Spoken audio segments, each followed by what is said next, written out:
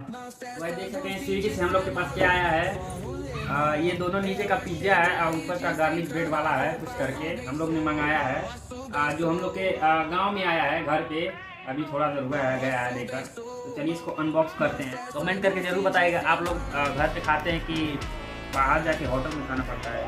देख सकते हैं इधर केचप वेचप है, ये इसको खोलते हैं, ये देखते हैं क्या है।